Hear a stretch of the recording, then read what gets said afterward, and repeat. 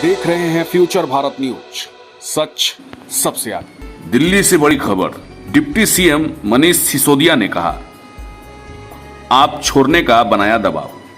CBI ने आबकारी नीति मामले को लेकर उप मुख्यमंत्री मनीष सिसोदिया से सोमवार को 9 घंटे तक पूछताछ की। मामले को लेकर डिप्टी सीएम मनीष सिसोदिया ने कहा कि पूरा मामला फर्जी है। उन्होंने बीजेपी पर निशाना साधा। उन्होंने आरोप लगाया कि उनसे आम आदमी पार्टी छोड़ने की बात कही गई है, जिससे उन्होंने इनकार कर दिया। दिल्ली के डिप्टी सीएम और आप नेता मनीष सिसोदिया ने से आबकारी नीति मामले में 9 घंटे तक सीबीआई ने पूछताछ की है। सिसोदिया ने इसे लेकर बीजेपी पर निशाना साधा है। क्या कहा है, देखिए खास रिपोर्ट। लेकिन आज मैंने सीबीआई में जाके देखा, मैंने देखा कि कोई घोटाला तो वहां है ही नहीं। घोटाले की तो कुछ मसला ही नहीं है वहां पे। सारा केस फर्जी है, मैं जानता हूं सारा केस फर्जी है। और आज मैंने सीबीआई में 9 घंटे की पूछताछ के दौरान 9 घंटे जो मैं रहा वहां पे, वहां भी मैं समझ गया कि किस तरह से सारा केस फर्जी है और किस तरह से इन्होंने पूरी साजिश की गई है। आज मुझे समझ में आया कि इन्होंने सीबीआई में केस किसी घोटाले की जांच के लिए नहीं करा रखा।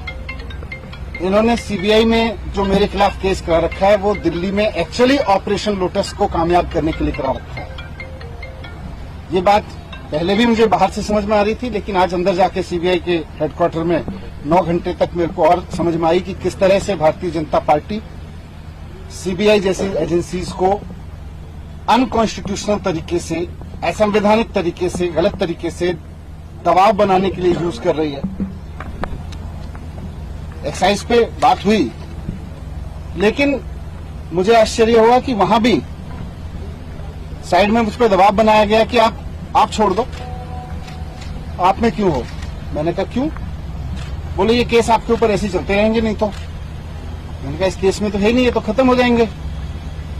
तो मुझे कहा गया कि साइड में कि सत्येंद्र जैन के पास कौन से केस हैं, सत्येंद्र जैन के ऊपर कौन से सच्चे केस हैं, वो भी चल रहे हैं। 6 महीने वो जेल रह सकते हैं तो 6 महीने आप भी रह सकते हो।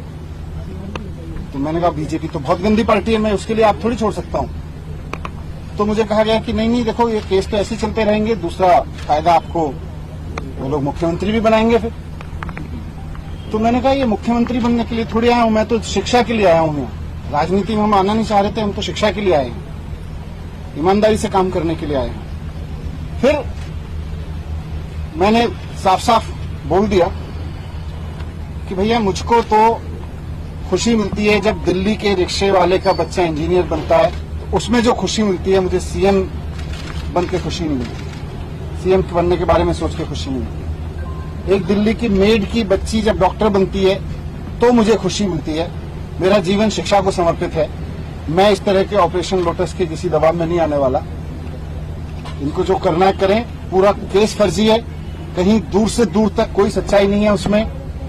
कोई 1 करोड़ का, 1 रुपए का कहीं कोई घोटाला नहीं हुआ।